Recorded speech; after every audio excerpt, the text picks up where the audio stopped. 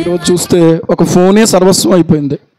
తల్లిదండ్రులకు కానీ, ఇక పిల్లలకు కానీ, ఒకరితో ఒకరు మాట్లాడుకోవడానికి కానీ, విశ్వాసులకు కానీ ఇక ఏ విధమైన అవకాశం లేదు. ఒక బండికి ఒకవేళ నడిపితే కూడా ఆ బండి మీద కూడా చేతుల్లోనో లేకపోతే ఈ చెవుల్లోనో ఖచ్చితంగా, లేకపోతే ఈ చెయ్యి మీద కూడా, వాచ్లో కూడా ఇప్పుడు బ్లూటూత్ వచ్చేసింది కదా, కాబట్టి వాచ్తో కూడా మాట్లాడేసుకోవచ్చు. కాబట్టి ఇంత విస్తారంగా పెరిగిపోయినటువంటి ఈ సాంకేతిక ప్రపంచంలో ఆధ్యాత్మికత అనేటువంటిది, ఆత్మీయత అనేది అడుగంటిపోతూ ఉంది. కానీ అది మాత్రం అడుగంటకుండా చూసుకోవాల్సిన బాధ్యత కూడా మన మీద ఉంది. ఏది ఎలా ఉపయోగించుకోవాలో అలా ఉపయోగించుకోవాలి. ఉల్లిపాయతో ఆ ఉల్లిపాయని కత్తితో కోస్తాం, దాన్ని మనం ఉపయోగించుకుంటాం, ఓకే బాగానే ఉంది. కానీ అదే కత్తితో ఈ రోజున కొంతమంది ఒకరినొకరు చంపేసుకుంటున్నారు. అర్థమవుతుందా? దాన్ని ఎలా వాడాలో అలా వాడితే అది మేలుకరంగా వాడాలి, కానీ అది హానికరంగా వాడకూడదు. దేవుని వాక్యాన్ని ఎప్పుడు మర్చిపోవద్దు. కత్తిపోటు వంటి మాటలు పలుకువారు కలరని ఉంది. తర్వాత నరహత్య చేయకూడదు అని రాయపడుతూ ఉంది. కనుక మాటలతో మనుషుల్ని ప్రియులారా ఏమాత్రం కూడా గాయపరిచే వాళ్ళుగా కూడా మనం ఉండకూడదు.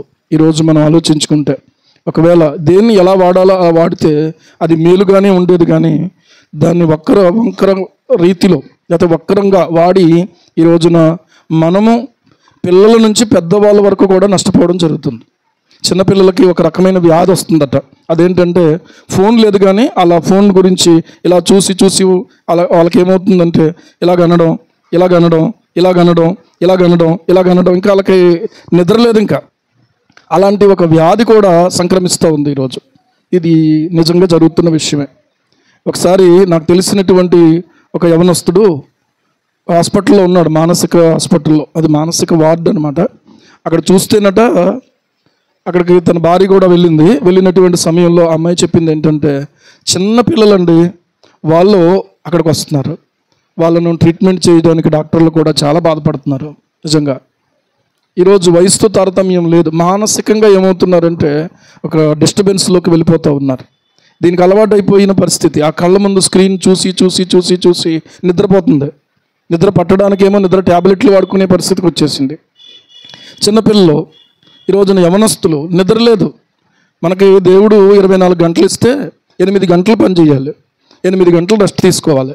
8 గంటలు ప్రియులారా మనం దేవుని యొక్క సన్నిధిలో మనం గడపడానికి 8 గంటలు ఇంకా మనకు ఉంది ఈరోజు ఆలోచిస్తే. కానీ ఆ సమయం కూడా మనం ఇవ్వలేకపోతున్నాం దేవునికి. ఈరోజు ఆలోచిస్తే వాక్యం చదవడానికి టైం లేదు, ప్రార్థన చేయడానికి టైం లేదు, ఒక సువార్త చెప్పడానికి టైం లేదు. ప్రభు బల టైం అయిపోయింది, వచ్చేస్తుంది. నెల అయితే మనం ప్రభు బల దగ్గరకు రావటం జరుగుతూ ఉంది. ప్రియులారా ఎట్టి పరిస్థితుల్లో కూడా మనల్ని మనం పరిశీలించుకుంటూ సంస్కరించుకుంటూ, దీని పేరు మరొక పేరు ఏంటంటే సంస్కార ఆరాధన అని అంటారు. సంస్కరించుకొని మనం ప్రభువుని బలను సమీపించాలి. అంతేగాని ఎలా ఉన్న వాళ్ళు అలాగా మనం సమీపించకూడదు. ఎలా వచ్చినటువంటి వాళ్ళు అలాగా మనం భోజనమే చెయ్యం కదా. భోజనం చేయడానికి ఏం చేస్తాం? బయట నుంచి వచ్చి ఒకవేళ ఇంకా శుభ్రంగా అనిపించకపోతే శుభ్రంగా స్నానం చేసి, లేకపోతే స్నానం చేసి బయటికి వెళ్ళిన వాళ్ళు అయితే వచ్చిన తర్వాత కాళ్ళు చేతులు ముఖం కడుక్కొని అప్పుడు కానీ భోజనం చేయడానికి సిద్ధపడం. మరి అలాంటిది ఇది పరలోక సంబంధమైనటువంటి ఈ బంధాన్ని మళ్ళీ తిరిగి ప్రియులారా ఆయనతో మనం కలిగి ఉండడానికే ఈరోజు దేవుడు మనకి ఇస్తున్నటువంటి అవకాశం. చాలా అది తేలికగా తీసుకోవద్దు, ఎవరిని చూడొద్దు. నిన్ను నువ్వే చూసుకునే సమయం ఇది, నన్ను నేనే చూసుకునేటువంటి సమయం ఇది. ఈరోజు ఈ ఆలోచన లోపించి ఇతరుల మీద కష్టం పెట్టుకునే పరిస్థితులు ఈరోజు మన జీవితంలో ఉంటూ ఉన్నాయి. ఎవరి మీద ఎవరు కష్టం పెట్టుకోవద్దు. ఎందుకంటే దేవుడే మనకు ఆధారం, దేవుడే మనకు ఆశ్రయం. దేవుణ్ణి బట్టే మనందరం కూడా. నా కులాన్ని బట్టి అయితే ఇక్కడ ఎవరు లేరు, మీ కులాన్ని బట్టి అయితే ఎవరైనా ఉన్నారా? కులాన్ని బట్టి అయితే కాదు, ఇది కుల సంఘం కాదు, లేకపోతే ఇది ప్రియులారా ఒక ఉద్యోగస్తుల సంఘం కాదు, లేకపోతే కూలీల సంఘం కాదు. ఈ సంఘం ఏంటంటే దేవుడు తన స్వరక్తం ఇచ్చి సంపాదించుకున్నటువంటి సంఘం. హల్లెలూయా. ఈ రోజున నన్ను అలాగే సంపాదించుకున్నాడు, మిమ్మల్ని అలాగే సంపాదించుకున్నాడు, ముందున్న వాళ్ళని వెనకున్న వాళ్ళని అందరినీ కూడా అలాగే సంపాదించుకున్నాడు. కనుక ఆయనకు పక్షపాతం లేదు, మనకి పక్షపాతం లేదు. హల్లెలూయా. ఈరోజు ఆలోచన చేసుకుందాం.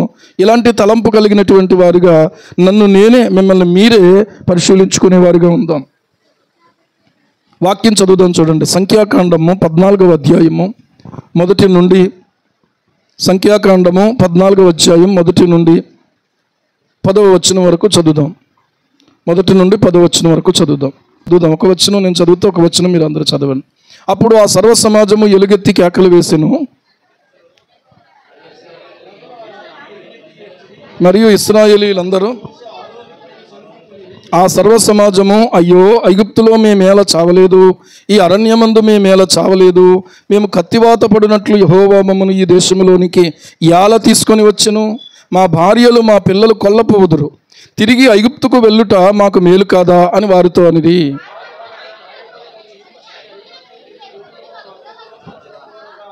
మోషే అహరోనులు ఇశ్రాయేలీయుల సర్వ సమాజ సంఘము ఎదుట సాగిలపడిరి.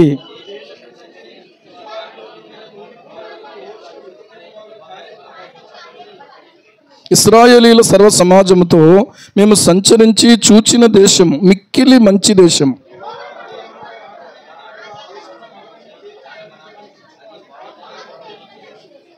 మెట్టుకు మీరు యెహోవా మీద తిరుగుబడకుడి, ఆ దేశ ప్రజలకు భయపడకుడి, వారు మనకు ఆహారమగుదురు, వారి నీడ వారి మీద నుండి తొలగిపోయిను, యెహోవా మనకు తోడై ఉన్నాడు, వారికి భయపడకూడనిది. ఆ సర్వ సమాజము వారిని రాళ్లతో కొట్టి చంపవలెను అనగా. ప్రార్థన చేద్దాం. పరిశుద్ధుడైన మా తండ్రి, కనికర సంపన్నుడైన మా దేవా, మేమేపాటి వారం తండ్రి, మమ్మల్ని ప్రేమించడానికి మాలో ఏ అందము, ఆరోగ్యము, లేకపోతే ఆస్తి, లేకపోతే ఉన్నత స్థితి ఏదీ లేదు ప్రభువా.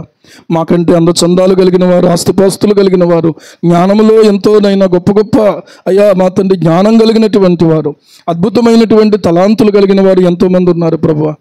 ఏముంది నాలో నైనా నీ పరిశుద్ధత ఏ కోశాన లేదే అని భక్తుడు పాడినట్టుగా ప్రభువా తండ్రి, ఈ సమయమందు నన్ను నేను నీకు నీ ఎదుట ఒప్పుకుంటూ మమ్మల్ని మేము నీ ఎదుట సమర్పించుకోవడం మాకు నేర్పించండి.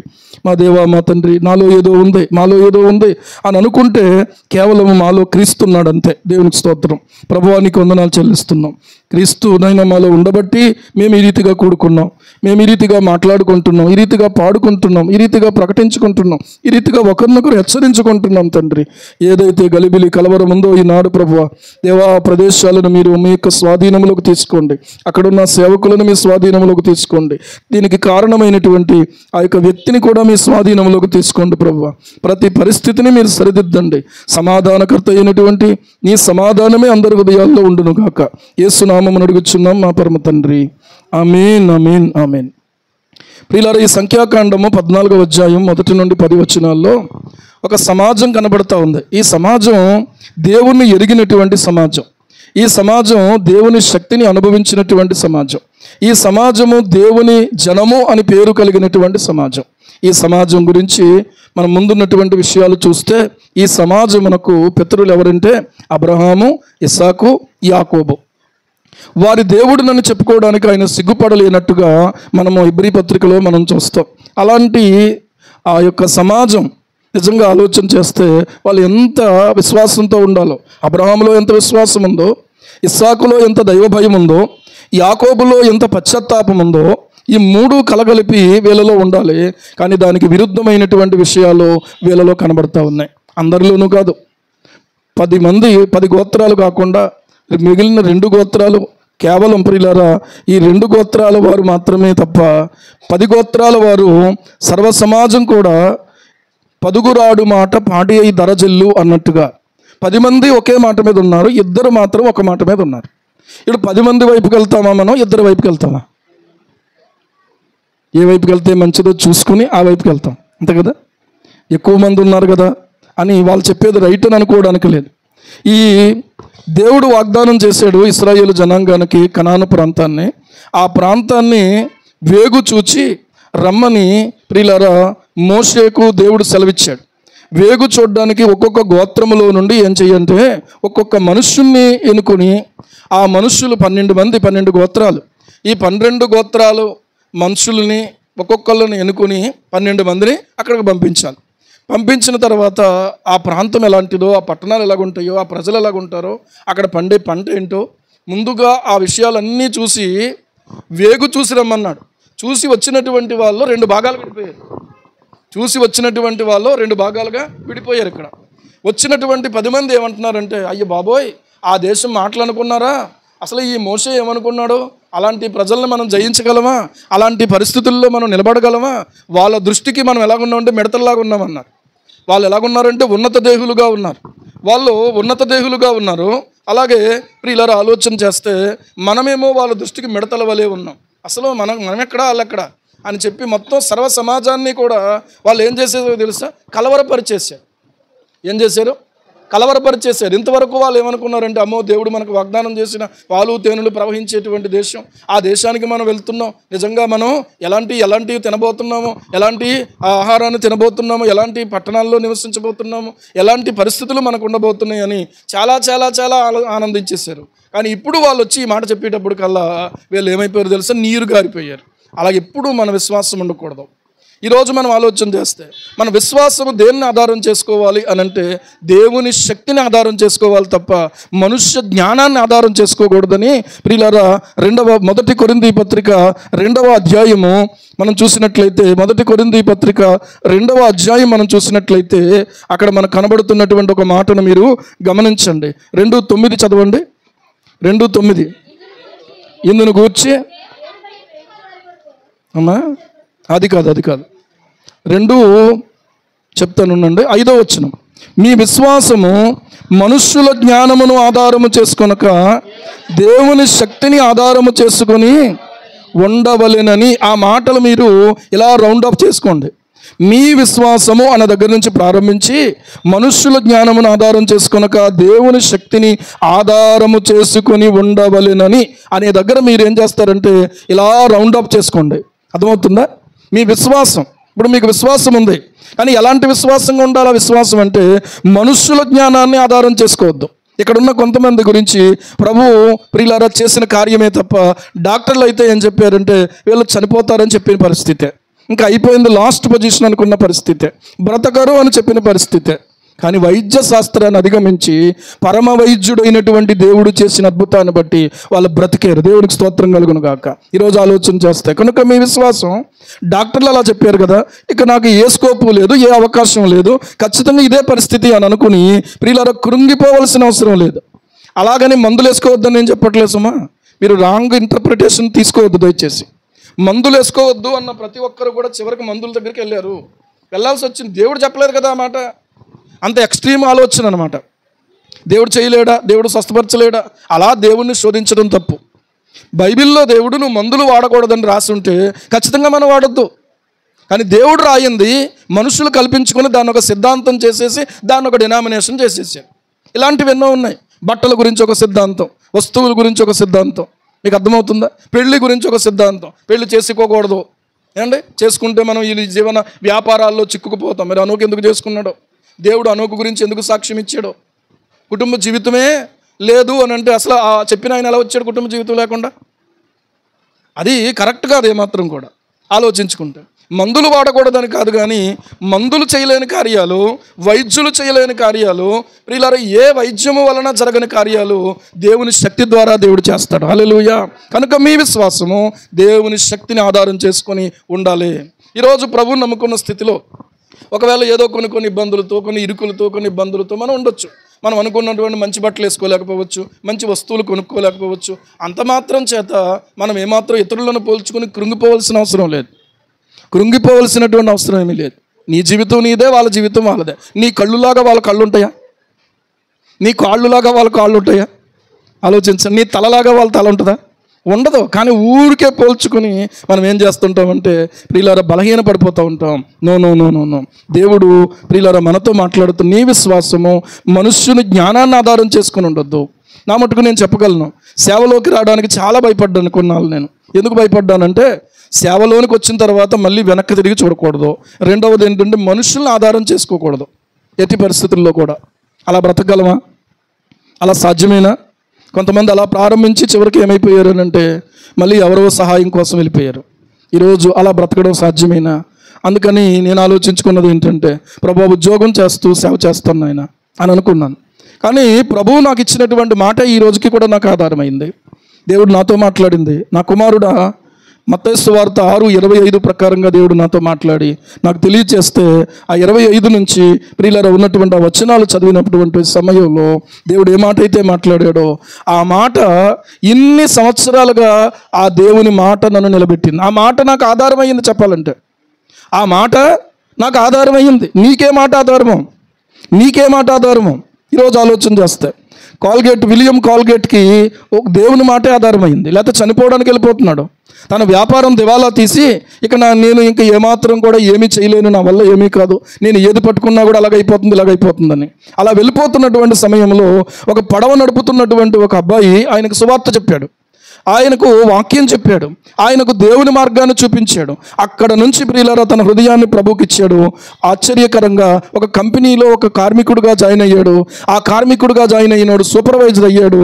సూపర్వైజర్ అయినోడు ఇంకా పైకి వెళ్ళాడు, ఇంకా మేనేజర్ అయ్యాడు. మేనేజర్ అయినటువంటి వాడు ఆ కంపెనీయే తనదైపోయింది. దేవునికి మహిమ కలుగును గాక.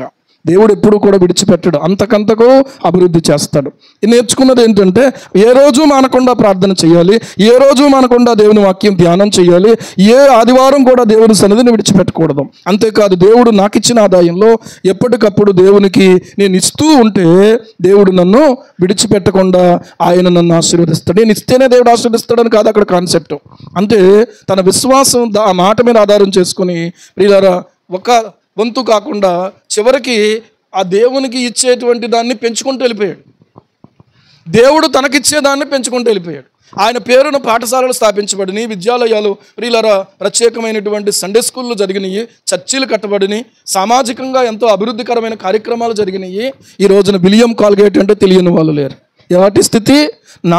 చనిపోవడానికి సిద్ధమై వెళ్ళిపోతున్నటువంటి సమయం, ఇక జీవితం మీద విరక్తి చెందినటువంటి సమయం. ఈరోజు ఆలోచన చేస్తే మనము ప్రియులారా ఆయన శక్తిని ఆధారం చేసుకోవాలి తప్ప మనుష్య జ్ఞానాన్ని ఆధారం చేసుకోకూడదు. కొన్నిసార్లు మనుషులతో కూడా సంప్రదింపులు చేయటం మంచిది కాదు, కొన్నిసార్లు మంచిది, కొన్నిసార్లు మంచిది కాదు. కొంతమంది మనల్ని తప్పుదారి పట్టిస్తారు, కొంతమంది ఏమో దేవునిలో మనల్ని బలపరిచి ఏం పర్లేదు, దేవుడు నీకు సహాయం చేస్తాడు, దేవుడు నీకు తోడై ఉంటాడు, భయపడొద్దు నువ్వు అని చెప్పేటువంటి వాళ్ళు ఉంటారు. కొంతమంది ఏ మాట్లాడుకున్నావేంటి అని చెప్పి భయం కలిగించేస్తారు. ఎవరి మాట ఎక్కుతుందో మనకి, ఎవరు నచ్చితే ఎవరైతే ఇంట్రెస్ట్ ఉందో వాళ్ళ మాటలు ఎక్కి కొన్నిసార్లు ఏమో తప్పుదారి పడతాం, కొన్నిసార్లు ఏమో ప్రియులారా మనం భయపడి వెనక్కి వెళ్ళిపోయేవారుగా ఉంటాం. ఈరోజు ఆలోచన చేసుకుంటే మీ విశ్వాసము దేని ఆధారం చేసుకోవాలి? దేవుని శక్తిని ఆధారం చేసుకోవాలి. ఈరోజు ఇప్పుడున్నటువంటి పరిస్థితుల్లో ప్రియులారా పరిస్థితులు మారుతున్నాయి.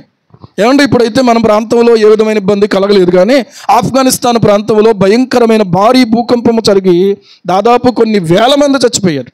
కొన్ని వేల మంది ఆ కూలిపోయినటువంటి శిథిలాల క్రింద ఉండిపోయారు, మన క్షతగాత్రులైపోయిన వారు. దేవుని వాక్యాన్ని బట్టి ఆలోచన చేస్తే వాళ్ళకంటే మనం క్షేమంగా ఉన్నామా లేదా? వాళ్ళకంటే మనం ఇప్పుడు నెమ్మదిగా ఉన్నామా లేదా? వాళ్ళకంటే ఈ రోజున ప్రియులారా మనకు కలిగిన స్థితిని బట్టి మనం వాళ్ళకంటే మంచోళ్ళు అని అనుకోవద్దు. ఇప్పటికీ దేవుడు నాకు ఈ స్థితిని ఇచ్చాడు, దాన్ని బట్టి సంతృప్తి చెందే వాళ్ళుగా ఉందాం. హల్లెలూయా, హల్లెలూయా. ఇప్పుడు నా కళ్ళు చిన్న కళ్ళు, మరొకళ్ళు కళ్ళు పెద్ద కళ్ళు. దేవుడు నాకు అలాంటి కళ్ళు ఎందుకు ఇవ్వలేదు అని చెప్పి దేవుణ్ణి మనం ఏదో నిందించే వాళ్ళుగా ఉందామా? ఏమండి ఉందామా? నన్నేంటి దేవుడు కనీసం ఒక 6 అడుగులన్నా చేయలేదేంటి, 5:30 దగ్గర ఆగిపోయాను నేను అని అనుకుంటే పొడుగవుతాను నేను? అవుతానా? అవ్వను. మీరైనా అవుతారు, పోనీ అవ్వరు. ఎంతవరకు ఎదుగుతారంటే ఇంచుమించుగా ఆడవాళ్ళు అయితే 18 సంవత్సరాల వరకును, మగవాళ్ళు అయితే 21 సంవత్సరాల వరకు ఎదుగుతారని అంటారు. మరి ఎంతవరకు నిజమో తెలీదు. ఆ తర్వాత ఎదగరట ఇంకా, అంతే ఇంకా. కాబట్టి ఇప్పుడు ఎదుగుదామని ఎవరు ప్రయత్నం చేయడానికి అయిపోయింది మన చాప్టర్. అప్పుడు ప్రియులారా ఆ లోపుగా మనం ప్రయత్నం చేస్తుంటే ఒకవేళ ఇంకా కాస్త ఎదుగుతాం. ఒకవేళ నష్టం ఏంటి? ఇప్పుడు నష్టం ఏంటి ఏమండి? కానీ ఆత్మీయమైన ఎదుగుదల మీద దృష్టి పెట్టాలి. దేవునికి స్తోత్రం. నేను ఇంకా ఆత్మీయంగా ఎదగాలి. ఇక్కడ మాత్రం ఒక పరిమితి లేదు. మహిమ నుంచి అధిక మహిమకు, దేవునికి స్తోత్రం. పరిశుద్ధత నుండి అధిక పరిశుద్ధతకు. ఈ రోజున మనం ఆలోచన చేసుకుంటే మనము ఆత్మీయంగా అభివృద్ధి చెందడం మీద ఇప్పుడు దృష్టి పెట్టాలి. అలాగున అభివృద్ధి పొందడం కోసం మనకు సహకరించే వాళ్ళు, మన గురించి ప్రార్థన చేసేవాళ్ళు, మనల్ని ప్రోత్సహించేటువంటి వాళ్ళతోనే దేవుని పిల్లలైనటువంటి మనము స్నేహం చేసేవారిగా ఉంటే ఖచ్చితంగా నువ్వేమవుతావంటే ఆ ఆత్మీయ అభివృద్ధిని నువ్వు పొందగలుగుతావు. ఈరోజు ఆలోచన చేయండి. దేవుడు ప్రియులారా మన ఎత్తు పెరగాలని కోరుకోవట్లేదు, ఆయన మన ఆత్మీయతను పెరగాలని కోరుకుంటున్నాడు ఆయన. దేవునికి స్తోత్రం. ఇక్కడ ఉదయకాలం మరొక మాట నేను ఆలోచన చేస్తున్నప్పుడు ఒక మాట, ఒక తలంపు ఏంటంటే నేను నాది అనేది అహంకారం. నేను నాది అనేది అహంకారం. జాగ్రత్తగా వినండి. మనం అనేటువంటిది ఆత్మీయతట. పరిశుద్ధాత్మ దేవుడు నాకు ఇచ్చిన మాట చెప్తున్నాను, మీకు అర్థమవుతుందా? ఈరోజు ఆలోచన చెయ్యండి. నేను నాది, ఇక ఎవరి ప్రమేయం లేదు. నాకు నేనే ఎదిగిపోయాను అన్నాను అనుకోండి, దానంత బుద్ధి లేనితనం ఇంకోట్లేదు. నేను ఎదిగిపోయినా, అర్థమైందా? ఏ పసిబిడ్డ అయినా పుట్టినటువంటి వాడు తనంతట తాను ఎదిగిపోతాడా? అంటే అక్కడ ఎవరి ప్రమేయం అవసరమైంది? తల్లి ప్రమేయం అవసరమైంది. కనడానికి, తర్వాత పాలు ఇచ్చి పెంచడానికి, తర్వాత ఆహారం ఇచ్చి ప్రియులారా పెంచడానికి. నాకు నేను కాదు, ఆ తల్లి సహకారం లేకపోతే నేను అంత పెరిగేవాడిని కాదు. మరొకళ్ళు కూడా సహకరించారు. వాళ్ళని బట్టి కూడా ప్రియులారా మనం ఆలోచన చేసుకోవాల్సిన అవసరం. నేను అనేది ఒక బుద్ధిహీనత, మనము అనేది ఒక ఆత్మీయత. దేవునికి స్తోత్రం. ఈ రోజున మనం అనుకునే ఆత్మీయతలోనికి మనం రాకపోయి ఉంటే ఈ రోజైనా మనం ఆలోచించుకోవాలి. నాకు నేనేమీ చేసుకోలేను, ఎవరో ఒకళ్ళ సహాయం కావాలి. భార్యో, పిల్లలో, లేకపోతే స్నేహితులో, లేకపోతే ఇంకొకరో. అందరూ కాదు సుమా, అందరూ కాదు, ఎవరో ఒక సహాయం అయితే అవసరం. బంగారు పళ్ళానికైనా ఏమవసరం అంట? గాల్లో నిలబెడతామేంటి బంగారు పళ్ళానికైనా అక్కడ షోరూంలో నుంచి మన ఇంటి దాకా, మన ఇంట్లోకి వచ్చిన తర్వాత కూడా ఏం కావాలి చెప్పండి? గోడ దాపు అవసరం. గోడ దాపు లేకుండా అలా నిలబడదు. కాబట్టి ప్రియులారా, నేను అనేదానికి ఒక అర్థం లేదు. మనము అనేటువంటి దాంట్లోకి మనం ఎదగాలి. ఈరోజు మనం ఆలోచన చేసుకుంటే పరిసయ్యుల స్వభావం ఏంటంటే నేను అనేటువంటిది, నా అనేటువంటిది, నా భక్తి, నా విశ్వాసం, నా ప్రార్థన, నా ఉపవాసం, ఇది పరిసయ్యులది. కానీ శిష్యులది అలా కాదు. ఏదైనా మంచిది ఉందంటే అది ప్రభువుది, ఏదైనా చెడ్డది ఉందంటే అది నాది, అదనమాట. శిష్యరకములో మనకు అలాంటి మనస్తత్వం వస్తుంది. శిష్యులుగా ప్రియులారా, మనం అలాంటి మనస్తత్వాన్ని కలిగిన వారమైతేనే యేసయ్య దగ్గర నువ్వు నేర్చుకుంటున్నటువంటి వాడవు, యేసు ప్రభు దగ్గర నువ్వు నేర్చుకుంటున్నటువంటి దానవు. ఇప్పుడు మనం ఆలోచన చేసుకుందాం. ఏమండి, దేవుని వాక్యాన్ని ఆలోచన చేద్దాం. ఈ సర్వ సమాజము కూడా దేనిని ఆధారం చేసుకున్నారో మనకు వాళ్ళ మాటలు అర్థమైపోద్ది. వాళ్ళు ఆ చూసి వచ్చారు. వచ్చినటువంటి వారు ఏం చేస్తున్నారో తెలుసా? ఇశ్రాయేలీయులందరూ మోషే అహరోనుల పైన, దేవుని పైన సనుక్కునేలాగా చేశారు. ఆ సర్వ సమాజము ఏమని సనుకుతున్నారో తెలుసా? అయ్యో, ఐగుప్తులో మేమే అలా చావలేదు అంటున్నారు. ఎక్కడట? ఐగుప్తులో. అసలు అప్పుడే చచ్చిపోతే గొడవ లేకపోను కదా. ఏమండి, అప్పుడే చనిపోతే ఐగుప్తులో గొడవ లేకపోను కదా అని ఎక్కడికి వెళ్ళిపోయింది ఇప్పుడు వాళ్ళ దృష్టి అంటే? ఏమండి, అప్పటికి కొన్ని సంవత్సరాలు అయిపోయింది ఐగుప్తును వదిలేసి, కానీ వాళ్ళ లోపల ఏముండిపోయిందంటే ఐగుప్తు ఉండిపోయింది. అందుకని ఇప్పుడు మళ్ళీ ఐగుప్తు గురించి మాట్లాడుతున్నారు. అసలు బయటకు వచ్చిన దగ్గర నుంచి కూడా అప్పుడప్పుడు మళ్ళీ ఏం చేస్తున్నారంటే వాళ్ళు ఐగుప్తే బాగుంది, ఐగుప్తుకే వెళ్ళిపోదాం.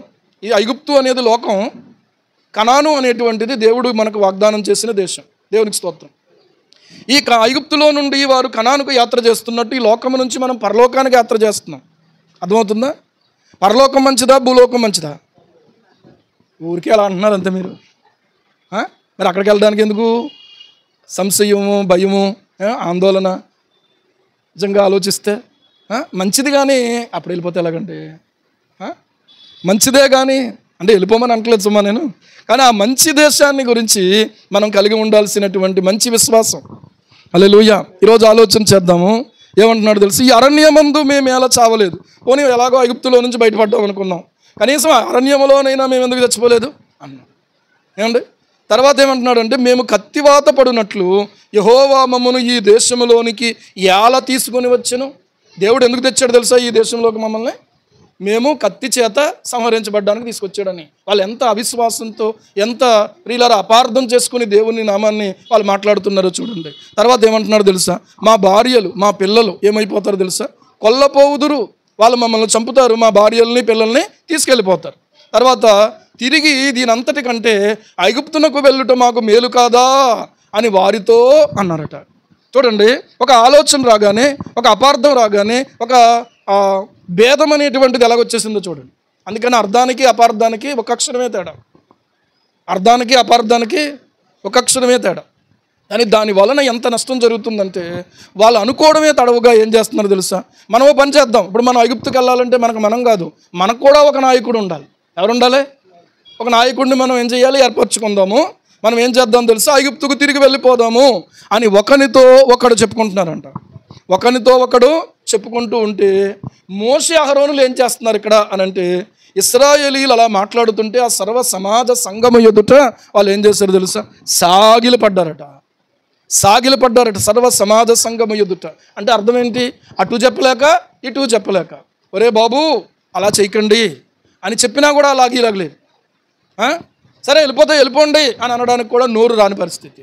అలాంటి పరిస్థితుల్లో ఏం చేయాలి అనే పరిస్థితుల్లో ప్రియులారా సాగిలపడినటువంటి వారుగా మోషే అహరోనులు కనబడతా ఉన్నారు. ఈరోజు ఆలోచన చేస్తే అవిశ్వాసము ఎదుట ప్రియులారా మనం చేయగలిగిన పని ఏముంది? ఆయన ఎదుట సాగిలపడ్డం తప్ప అంతకంటే ఏం చేయలేం. ఈరోజు ఆలోచన చెయ్యండి, వీళ్ళలో ఎంత అవిశ్వాసం వచ్చేసిందో. వీళ్ళు ఒకసారి వెనక్కి తిరిగి ఆలోచించుకుంటే అసలు ఈ జాతి బయటికి రావడానికి అబ్రాహాముకు దేవుడు ఇచ్చినటువంటి ఆ వాగ్దానాన్ని దేవుడు నెరవేర్చుకోబట్టి కదా వీళ్ళు ఆ ఇస్సాకు రావడాన్ని బట్టి, ఇస్సాకును దేవుడు అనుగ్రహించడాన్ని బట్టి, ఇస్సాకు కడుపున దేవుడు యాకోబును పుట్టించడాన్ని బట్టి ఈ రోజున ఆలోచన చేస్తే దేవుడు ఒక ప్రణాళికతో, ఒక ఉన్నతమైన ఉద్దేశంతో మన జీవితంలో దేవుడు పనిచేస్తుంటే ప్రతికూల పరిస్థితులు చూసి, ఇబ్బందులు చూసి, మనుషులు మనల్ని ప్రియులారా విమర్శ చేస్తున్నారు అనేటువంటి విషయాన్ని చూసి కొన్నిసార్లు మనం కూడా చనిపోతే మంచిది, ఏమండి చనిపోతే మంచిది అని అన్నవాడికి ఆ నెక్స్ట్ స్టెప్లో కనపడుతుంది అసలేముందో. అప్పుడు ఇంకేం చేసేది ఏమీ లేదు. అర్థమవుతుందా? చనిపోవటం మంచిదా, సరి చేసుకోవడం మంచిదా? కానీ ఏది మంచిది అనుకుంటున్నాం మనం? చనిపోతే మంచిది అని అనుకుంటున్నాం. ఈరోజు మనం ఆలోచన చేసుకుంటే ప్రియులారా, ప్రభువు పాదాల దగ్గర నేను ఎందుకు, దేవుడు నన్ను ఎందుకు రక్షించుకున్నాడు, దేవుడు నా జీవితంలో ఎందుకు ఇంత ఆయుష్ను నాకు ఇచ్చి ఇంకా భూమి మీద ఉంచాడు, ఈరోజు చచ్చిపోతే దేవుని ప్రణాళిక ఏమవుతుందని ఆలోచించుకోవాలి. ఈరోజు ఒకవేళ నేను చనిపోతే దేవునికి మహిమ వస్తుందా? ఏమంటారు అందరూ వచ్చి, అయిందా దేవుడు నమ్ముకున్నామన్నారు, మీ దేవుడు ఇలా తీసుకెళ్ళిపోయాడు అని అనరా? దేవుడు తీసుకెళ్ళలేదు కానీ ఈవిడ వెళ్ళిపోయింది, లేకపోతే ఇతను వెళ్ళిపోయాడు అనుకున్నాం. దేవునికి మహిమ వస్తుందా? రాదు. ఏమండి, ఏటికి ఎదురు ఇదే దగ్గర అందరూ ఎదురేదలేరు. చచ్చిపోయినటువంటి చేపలు ఏటికి ఎదురు ఎల్లో కొట్టుకుపోతాయి. అర్థమవుతుందా? దేవుని జీవము నీలో ఉంటే, దేవుని వాక్యము నీలో ఉంటే, పరిశుద్ధాత్మ దేవుని యొక్క శక్తి నీలో ఉంటే ఖచ్చితంగా నీవేమవుతావంటే ఎదురాడే వ్యక్తిగా ఉంటావు, కానీ వెనక్కి తిరిగే వ్యక్తిగా ఉండవు. ఈరోజున ఆలోచన చేసుకోండి, దేవుడు నాతో ఉన్నాడు అనుకున్నప్పుడు ముందుకెళ్ళే ఆ మనస్సు ఉండాలి, కానీ వెనక్కి వెళ్ళే మనసు రాదు. దేవునికి స్తోత్రం. ఏదైతే అదే ఉందో, దేవుడు నాతో ఉన్నాడు, నాకు భయం ఏంటి? అర్థమవుతుందా? అలాంటి ధైర్యం ఉందా ఈ రోజున? పిరికితనంతో ఇంకేముందులే, ఇంకా వెనక్కి వెళ్ళిపోదాం. ఏమండి, వెనక్కి వెళ్ళిపోదాం. వెనక్కంటే ఎక్కడికి? లోకంలోకి. వెనక్కంటే ఎక్కడికి? లోకాశల్లోనికి. వెనక్కంటే ఎక్కడికి? అపవిత్రతలోనికి. వెనక్కంటే ఎక్కడికి? అపవిత్రత సంబంధమైనటువంటి ఆలోచనల్లోనికి. ఇంత పరిశుద్ధంగా ఉండి ఏం ప్రయోజనం అండి? ఈ స్టెప్ చాలా డేంజరు. ఇక్కడ మనం జాగ్రత్తగా మన జీవితాలు పరిశీలన చేసుకోకుండా ప్రభువుతో గనక మళ్ళీ తిరిగి మనం సమాధాన పడకపోతే, ఆ సమాధానం మనం పొందలేకపోతే గనక ఇక్కడ ఏమవుతామంటే పతనం అయిపోతాం ఆటోమేటిక్గా. ఎంత కొండ మీదకి వెళ్ళినటువంటి వాహనమైనా కూడా బాగానే కొండ ఎక్కుతుంది అనుకున్నప్పుడు సడన్గా ప్రమాదం జరిగి లోయలోకి పడిపోవడం పెద్ద సులువే, కష్టమేం కాదు. అర్థమవుతుందా? ఆ కొండల ప్రాంతానికి వెళ్ళినప్పుడు నాకు అర్థమైన విషయం అది. ఒకవేళ ఏ కారణం చేతైనా వెళ్తున్నటువంటి ఆ బండి కానీ ఒకవేళ బ్రేకులు ఫెయిల్ అయినాయి అనుకోండి, ఏమవుద్ది? ఎంత ఫాస్ట్గా ఎంత కష్టపడి పైకెక్కించినా కూడా సర్రమని వెనకొచ్చేద్ది. అంతే వెనకొచ్చేస్తే కింద ఏముంటుంది? లోయ ఉంటుంది. ఆ లోయలోకి వెళ్ళిపోయే పరిస్థితి. కనుక ఈరోజు మనం ఆలోచన చేసుకుంటే పతనం అయిపోకుండా ప్రభువా నా చేయి పట్టుకో అని చెప్పి అక్కడి నుంచే నువ్వు దేవునికి మొరపెట్టాలి. నీ విశ్వాసము చాలనప్పుడు నీవేం చేయాలనంటే, ప్రభువా నా విశ్వాసం వృద్ధి పొందించమని నీవు దేవుని అడిగే వ్యక్తిగా ఉండాలి. అంతేగాని అటు ఇటు చూసి, వాళ్ళను చూసి, వీళ్ళను చూసి, నీ విశ్వాసానికి వాళ్ళకు ఉన్నటువంటి దానికి కొలత ఏముంది? అసలు పోలిక ఎక్కడుంది? అందుకని ఇందాక చెప్పాను, నీ కళ్ళులాగా ఇతరుల కళ్ళు ఉండవు, నీ వేలు ముద్రలు ఉంటాయి. ఏమండి, ఒక కడుపును పుట్టినటువంటి బిడ్డలైనా కూడా వాళ్ళ వేలు ముద్ర కలవు. అర్థమవుతుందా? వేలు ముద్ర కలుస్తుందా? అలా కలిస్తే బోల్డ్ అని చేసేద్దాం మనం. ఈ పాటికి కలుతుందా? సంతకం ఒకవేళ పెట్టేయచ్చు. ఈ సంతకం ఎలా వంకీలు తిప్పారో అలా వంకీలు తిప్పేయచ్చు. కానీ ఈ వేలు ముద్ర కలుస్తుందా? కలవుతా. ఎందుకంటే దేవుడు నిన్నుగా చేశాడు. దేవునికి స్తోత్రం. దేవుడు నిన్నుగా చేశాడు. నీ విశ్వాసము దేవుని శక్తిని ఆధారం చేసుకుని ఉండాలి. ప్రభువా నా వల్ల కావట్లేదు, నాకు నువ్వు సహాయం చేయవా, నన్ను బలపరచవా, మళ్ళీ తిరిగి నన్ను నీకు కృపతో బలపరచవా అని చెప్పి దేవుడిని అడగవలసినటువంటి వారమై ఉన్నాం. ఈరోజు మనం ఆలోచన చేసుకుంటే నిరాశ కలుగుతుందా? అపవాది వేస్తున్న బాణం అదే. నిరాశ కలుగుతుందా? ఒకసారి వెనక్కి తిరిగి భక్తుల జీవితాల్లోనికి ఆలోచన చెయ్యండి. లేకపోతే బైబిల్లో ఒకవేళ భక్తుల జీవితాల్లో నీకు అంతగా ఒకవేళ సరిపోకపోతే ఎంతోమంది భక్తుల జీవిత చరిత్రల పుస్తకాలు ఉన్నాయి. ఆ పుస్తకాలు కొనుక్కుని ఉపవాసం ఉన్నప్పుడు కానీ, లేకపోతే విశ్వాసంలో నేను బలహీనం అవుతున్నాను అనుకున్నప్పుడు కానీ కూర్చుని ఆ పుస్తకాలు చదవండి. ఆ చదివితే ఏమవుతుందంటే ఎలాగ దేవుడు వాళ్ళని జ్ఞాపకం చేసుకున్నాడో అదైనా జ్ఞాపకం చేసుకుంటే ఖచ్చితంగా నీవేమవుతావు తెలుసా? ఎలాగైనా సరే ముద్దు నుండి ఏం పుడుతుంది తెలుసా? చిగురు పుడుతుంది అన్నాడు. దేవునికి స్తోత్రం. అర్థమవుతుందా? నీటి వాసన తగిలితే ఆ యొక్క మొద్దు నుండి ఏం పుడుతుంది? చిగురు పుడుతుంది. ఏమండి, కొన్నిసార్లు మనం గమనించినట్లయితే చెట్లు ఆకులన్నీ రాలిపోతాయి, చాలా విలవిలపోయినట్టు ఉంటుంది మొత్తం చెట్టు అంతా. ఆ తర్వాత ఆ ఆకులు రాలుతున్నటువంటి ఆ సమయంలోనే ఏమవుతుందో తెలుసా, చిన్న చిన్ని ఆకులు మళ్ళీ దానికి తొడుక్కుంటున్నట్టుగా వస్తూ ఉంటాయి. గమనించారా లేదా మీరు? మన జీవితం కూడా అంతే, మన జీవితం కూడా అంతే. యేసు ప్రభు జీవము నీలో ఉన్నంతసేపు మళ్ళీ నువ్వు చిగురిస్తూనే ఉంటావు. దేవునికి స్తోత్రం. అందుకనే దేవుని వాక్యంలో ఏమన్నా తెలుసా, నీతిమంతులు చిగురించుదురు అని ఉంది. మళ్ళీ చిగురు పడతావు, మళ్ళీ తిరిగి పుష్పిస్తావు, మళ్ళీ తిరిగి ఫలిస్తావు. అంతేగాని ఫలించలేని చెట్టుగా మాత్రం ఉండవు. ఎందుకంటే నీలో నాలో ఉన్నటువంటి జీవం శాశ్వత జీవం, అది అక్షయ జీవం. అది హల్లెలూయా. ఆ జీవము ప్రియులారా బట్టి మనం మళ్ళీ చిగురిస్తాం. ఆ జీవాన్ని బట్టి మళ్ళీ మనం తిరిగి పుంజుకుంటాం, మళ్ళీ తిరిగి మనం బలం పొందుకుంటాం, మళ్ళీ తిరిగి మనం జయించగలుగుతాం. ఈరోజు నీ విశ్వాసము దేవుని శక్తిని ఆధారం చేసుకుని ఉండాలి, దేవుని శక్తిని ఆధారం చేసుకుని ఉండాలి. కానీ చిన్న చీమకు కూడా ఎంత పట్టుదలండి, నిజంగా ఆలోచించే. చిన్న చీమ ఎంత పట్టుదల ఉంటుందో తెలుసా? అసలు ఒక గోధుమ గింజను అది తీసుకుని వెళ్ళడానికి ప్రయత్నం చేస్తుందట. ఒక సైనికుడు యుద్ధంలో నుంచి పారిపోయాడు. నా వల్ల కాదు, యుద్ధం చేయలేను, ఇక నేను మళ్ళీ ఇంకా ఏమాత్రం కూడా ప్రయత్నించే ఆలోచన కూడా చేయలేను. పారిపోయి ఒక పాడు పడిపోయినటువంటి బంగ్లాలో ఉన్నాడట. ఆ బంగ్లాలో ఉన్నటువంటి ఈ వ్యక్తి భయం భయంగా ఆందోళనగా ఉన్నాడు. ఎందుకంటే ఎవరొచ్చి తను ఏం చేస్తారో అనేటువంటి భయంతో. అలాంటి సమయంలో అక్కడ ఉన్న ఒక చిన్న చీమ ఒక గొప్ప పాఠం నేర్పించింది అతనికి. దేవునికి స్తోత్రం. ఆ చిన్న చీమ ఏం చేస్తుంది తెలుసా, ఒక గోధుమ గింజను పట్టుకుని వెళ్ళడానికి అది ప్రయత్నం చేస్తుంది. ఇప్పుడు ప్రయత్నం చేసేటువంటి ఆ ప్రయత్నాలు లెక్క పెట్టాడు ఆయన. 1 2 3 4 5 6 7 8 9 10 అని లెక్క పెడితే 70 సార్లు ప్రయత్నం చేసిందట. నీకంటే నాకంటే అది బెటరా కదా, ఆలోచించండి. అర్థమవుతుందా ఏంటది? 70 సార్లు ప్రయత్నం చేసింది. చివరికి 70వ ఏం చేస్తుందంటే అది ఆ గోధుమ గింజను లాక్కుని వెళ్ళగలిగిన ఆ కెపాసిటీని సంపాదించుకోగలిగింది. ఈరోజు ఆలోచన చెయ్యండి. ఒకసారి ప్రయత్నం చేసాము, ఇంకోసారి ప్రయత్నం చేసాము, మూడోసారి ప్రయత్నం చేసాము, ఇంకెందుకులే అని అనుకుంటాం. కానీ ఆ యొక్క పరిస్థితిని చూడగానే ఇతడు ఏమనుకున్నాడు తెలుసా, ఇందాక నాకు శక్తి సరిపోదని పారిపోయి వచ్చాను, మరొకసారి ప్రయత్నిస్తే ఏం పోయింది అని వెళ్ళాడు. యుద్ధంలో విజయం సాధించుకుని వచ్చాడు. దేవునికి స్తోత్రం కలుగును గాక. హల్లెలూయా, హల్లెలూయా. పాట అయితే పాడుతున్నాం కానీ రోజు ఓడిపోతామే మనం. ఏంటా పాట? నీ ఓడిపోనయా నా పక్షానుండగా. ఇప్పుడు పాడరు మీరు, రాదు. నేను ఓడిపోనయ్యా నీవు నా పక్షాన్నుండగా. ఎందుకు మనం దిగులు, ఎందుకు మనకు కలవరం కలుగుతూ ఉంది అని అంటే, ప్రియులారా ఇంకా నేను అయిపోయింది, ఇంకా ఆ ట్రైల్ ఇంకా నేను చేయలేను అనేటువంటి పరిస్థితిని దగ్గర ఈరోజు ఆలోచన చేస్తే, ఒక నిరాశను జయించగలిగితే మళ్ళీ సబ్జెక్ట్ రాసి మళ్ళీ పాస్ అయ్యి మళ్ళీ ఉన్నతమైన స్థితిలో కూడా ఎదగొచ్చు, అనుమానం లేదు. 10వ తరగతి ఫెయిల్ అయిపోయినాడు కూడా సివిల్స్ రాసి కలెక్టర్ అయినటువంటి ఆ స్థాయిల్లో కూడా వెళ్ళొచ్చు, అనుమానం లేదు ప్రియులారా. కానీ పట్టుదల ఉండాలి మనలో నీరు గారిపోయే ఉండకూడదు. మన విశ్వాసము దేవుని శక్తిని ఆధారం చేసుకోవాలి. ఆయన శక్తిని మనం ఆధారం చేసుకుంటే ఆ విశ్వాసము ప్రియులారా ఎన్నడూ కదల్చబడదు. హల్లెలూయా. నువ్వు అక్కడెక్కడ కూర్చోవడం కదా, ఆయన సన్నిధిలో కూర్చో. నువ్వు అక్కడెక్కడ కూర్చోవడం కదా, ఆయన వాక్యం తెరిచి ఆ వాక్యాన్ని ఒకసారి ఆలోచన చెయ్యి. దేవుడు చేసిన కార్యాలు ఆలోచన చేస్తే ఏమండి, ముందు కార్యమా ముందు విశ్వాసమా? ముందు విశ్వాసమే, తర్వాత కార్యం. అర్థమవుతుందా? ముందు విశ్వాసంతో ఎదురు చూశాడు.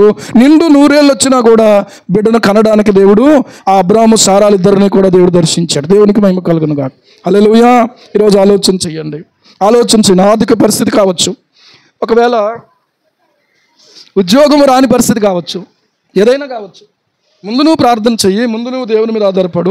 నిరాశ పడకుండా ప్రియులారా ఆ నిరాశను వదిలేయడం నేర్చుకోవాలి. విశ్వాసమును కర్తయు దాన్ని కొనసాగించేవాడైన యేసయ్య వైపు చూస్తూ మన ఎదుట ఉంచబడిన పందెములో ఓపికతో పరిగెత్తాలి. ఓపిక అనేది ఉన్నంతసేపు పరిగెట్టగలం. ఓపిక అయిపోయింది అనుకోండి, ఏమవుతాం? ఓపిక అయిపోయింది, ఇంకా నేను పరిగెట్టలేను, కూర్చుండిపోతాం, చతికిలు పడిపోతాం. అందుకని నీ చూపు ఎక్కడ ఉండాలంటే విశ్వాసమునకు కర్తయు దాన్ని కొనసాగించేవాడైన యేసు వైపు చూద్దాము. హల్లెలూయా. ఈరోజు నువ్వు చతికిలు పడ్డావా, పరిగెత్తుతున్నావా? ఈరోజు నువ్వు నీ శక్తి, దేవుని శక్తిని, విశ్వాసం దేవుని శక్తిని ఆధారం చేసుకుని ఉందా, మనుష్య జ్ఞానాన్ని ఆధారం చేసుకుని ఉందా? ప్రియులారా ఆలోచన చెయ్యండి. మనుష్య జ్ఞానం కాదు, దేవుని శక్తిని ఆధారం చేసుకుని ఉంటే ఇలాంటి ఆలోచన రాదు. ఏం పర్లేదు, దేవుడు ఒక ప్రణాళికతోనే నడిపించాడు. నేను ఎట్టి పరిస్థితుల్లో కూడా కత్తికి అప్పగించబడను, నేను ఎట్టి పరిస్థితుల్లో కూడా అలా జరగదు నా జీవితంలో. మనము ఇలాగ ఆలోచన చేసుకుంటే వాళ్ళు సాగిలపడ్డారు. ప్రియులారా, ఇశ్రాయేలీయులు సర్వ సమాజం ఎదుట సాగిలపడ్డారు మోషే అహరోనులు. అప్పుడు దేశాన్ని సంచరించి చూచిన వారిలో ఉండినటువంటి నూను కుమారుడైన యెహోషువ, యెఫున్నె కుమారుడైన కాలేబు బట్టలు చింపుకొని, ఏమండి వాళ్ళ బట్టలు చింపుకొని ఏమంటున్నారు తెలుసా? ఇశ్రాయేలీయుల సర్వ సమాజముతో మేము సంచరించి చూచిన దేశము మిక్కిలి మంచి దేశం. హల్లెలూయా. దేవుడు మనం అడుగు వాటి కంటే ఊహించు వాటి కంటే అత్యధికంగా శక్తి కలిగినటువంటి దేవుడు. 7వ అధ్యాయం మత్తయి సువార్త 7వ అధ్యాయంలో ప్రియులారా ఆ 10వ వచనం మనం చూసినట్లయితే అక్కడ రాయబడతా ఉంది చూడండి. ఆయన మనకు ఏమండి, మీరు చెడ్డవారయుండియు మీ పిల్లలకు మంచి ఈవులను ఇయ్యనెరిగి ఉండగా మీ పరలోకపు తండ్రి అంతకంటే ఎంతో నిశ్చయముగా మంచి ఈవులను ఇచ్చును. హల్లెలూయా. 10, 11 వచనాలు కలిపేసి ఉన్నాయి చూడండి కదా. కాబట్టి ఆలోచన చేస్తే వాళ్ళు అంటున్నారు, వీళ్ళారా మంచి దేశాన్ని దేవుడు ఇస్తున్నాడు. వాళ్ళు అన్నట్టుగా అదేమి చెడ్డ దేశం ఏం కాదు. No no no no no మీరు వాళ్ళందరూ అలాగ అనుకోకండి. నిజంగా మేము చూసి వచ్చాం కదా, సంచరించి వచ్చినటువంటి ఆ దేశం ఎలాంటి దేశం అంటే మిక్కిలి మంచి దేశం. ఒకవేళ గనక యెహోవా మన యందు ఆనందించినట్లయితే ఆ దేశంలో ఆయన మనల్ని చేర్చి దానిని మనకిచ్చును. ఈ మాట ఒకటి గుర్తుపెట్టుకున్నాం. దేవుడు మన యందు ఆనందిస్తే ఖచ్చితంగా మనం ఏం చేస్తామో తెలుసా? ఆ దేశంలో మనము వెళ్తాము, దాన్ని స్వతంత్రించుకోగలుగుతాము. ఇక్కడ ఉన్నటువంటి విషయాన్ని ఆలోచన చేస్తే వీళ్ళు ఒక్కళ్ళే ఆలోచన చేశారు. ఈ పాయింట్ ఏంటో తెలుసా? దేవుడే కనుక మన యందు ఆనందిస్తే మనలను ఆ యొక్క మిక్కిలి మంచి దేశంలో చేరుస్తాడు. హల్లెలూయా. ఈరోజున ఆలోచన చెయ్యండి. దేవుడు మన యందు ఆనందిస్తే అంటే దేవునికి మనం ఇష్టలమైతే ఖచ్చితంగా మనము ఆ దేశంలో చేర్చబడతాము అనే కదా అని అర్థం. అంతే కదా. ఇప్పుడు ఎవరి యందు ఆనందం ఉంటుంది? ఎవరి యందు ఇష్టం ఉంటే వారి యందే ఆనందం ఉంటుంది మనకి. అవునా కదా. ఇప్పుడు అందుకనే దేవుని వాక్యాన్ని బట్టి మనం ఆలోచన చేస్తే దేవుడు ప్రియులారా మన యందు ఆనందించాలి. ఇప్పుడు 2 విషయాలు ఉన్నాయి. మనము ఆయన యందు ఆనందించటం ఒకటి, మన యందు ఆయన ఆనందించటం ఒకటి. 2 విషయాలు జరగాలి. కొన్నిసార్లు మనమే ఆయన యందు ఆనందిస్తాం కానీ ఆయన మన యందు ఆనందించడం, ఇది ప్రియులారా కొంత ఆలోచించవలసినటువంటి విషయమే. ఆయన మన యందు ఆనందిస్తే మనకు ఖచ్చితంగా ఆ దేశాన్ని ఇస్తాడు. దేవునికి స్తోత్రం కలుగును గాక. ఎంత అద్భుతంగా చెప్తున్నారండి. వాళ్ళు చెప్పినట్టుగా వీళ్ళు చెప్పట్లేదు. వీళ్ళు ఏమంటున్నారు తెలుసా? ఆ దేశ ప్రజలకు మీరు భయపడకండి, ఆహారము తిన్నంత సులువుగా మనం వాళ్ళని జయించగలం. దేవునికి స్తోత్రం. ఎందుకంటే అక్కడ ఏమన్నాడు? ఏంటి మన బలం ఏంటి? యెహోవా మనకు తోడై ఉన్నాడు. ఇప్పుడు చప్పట్లు కొట్టి దేవుని స్తుతించండి. జయ జీవితానికి ఉన్నటువంటి సూత్రం ఏంటంటే ఆయన మనకు తోడుగా ఉండడమే. అర్థమవుతుందా? దేవుడు మనకు ఎల్లప్పుడు, దేవుడు మనకు ఎల్లప్పుడు తోడుగానున్నాడు, తోడుగానున్నాడు. దేవుడు మనకు ఎల్లప్పుడు, దేవుడు మనకు ఎల్లప్పుడు తోడుగానున్నాడు, తోడుగానున్నాడు. ఒక చరణం గుర్తు రావాలి నాకు. యోసేపు ద్వేషించబడినప్పుడు, యోసేపు ద్వేషించబడినప్పుడు, గోతిలో త్రోయబడినప్పుడు, గోతిలో త్రోయబడినప్పుడు, శోధనలో చెరసాలయందు, శోధనలో చెరసాలయందు సింహాసనమే కినయపుడు తోడుగానున్నాడు. హల్లెలూయా. తోడుగా దేవుడు ఉన్నాడు కనుక భయపడకండి. మనము ఆహారము తిన్నంత సులువుగా వాళ్ళని జయించవచ్చు. అర్థమవుతుందా? అంటే దేవుడు మన ముందుకు ఆహారం తెచ్చినప్పుడు మనం ఎంత సులువుగా ఆహారాన్ని మనం భుజించగలుగుతున్నామో, దేవుని యొక్క తోడు మనకుంటే వాళ్ళు అంత సులువుగా మనం జయించగలం. అదనమాట అక్కడ విషయం. ఏ సమస్యనైనా జయించడానికి ఇదే సూత్రం, ఏ పరిస్థితినైనా జయించడానికి ఇదే సూత్రం, ఏ ఇబ్బందినైనా జయించడానికి ఇదే సూత్రం, ఒక వ్యక్తిని ప్రభు కొరకు సంపాదించడానికి ఇదే సూత్రం. నేను ఏం చేయలేను ప్రభు, నా జ్ఞానం అతని ముందు ఒకవేళ అంతగా పనిచేయకపోవచ్చు, కానీ దేవుడు గనక జోక్యం చేసుకుంటే ఎలాంటి వ్యక్తినైనా కూడా ఏం చేయగలడో తెలుసా? వంగిపోయేలాగా, లొంగిపోయేలాగా చేయగలడం. హల్లెలూయా, హల్లెలూయా. దైవజనుడు వెంకటరత్నం గారు ఒక మాట చెప్పారు. ఏంటంటే ఆయన ఈ యొక్క పత్రిక రాస్తూ ఉంటారు, సువార్త పత్రిక రాస్తారు. నెలవంక అని పిల్లలకు మ్యాగజైన్ ఒకటి 2 నెలలకు ఒకసారి రాస్తూ ఉంటారు. ఒకనొక సమయంలోనట ప్రియులారా ఆయన రాసినటువంటి దాన్ని ఏం చేయాలంటే డిటిపి చేయాలి. డిటిపి చేసినటువంటి తర్వాత అంటే డేటా దానికి ఇచ్చిన తర్వాత ఆ ప్రింట్ తీసుకోవాలి. ప్రింట్ తీసుకున్న తర్వాత ఏమవుతుందంటే దాంట్లో చాలా తప్పులు ఉంటాయి. మనం రాసినప్పుడు అలా టైప్ చేసినప్పుడు తప్పులు ఉంటాయి అన్నమాట.